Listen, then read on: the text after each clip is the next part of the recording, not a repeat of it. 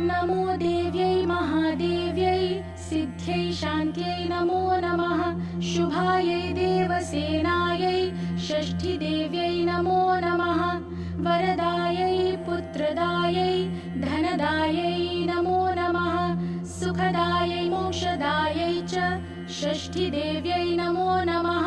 शक्तिषष्ठीस्वरूपायै सिद्धायै च नमो नमः। मायायै सिद्धयोगिन्यै षष्ठीदेव्यै नमो नमः। परायै पारदायै च षष्ठीदेव्यै नमो नमः।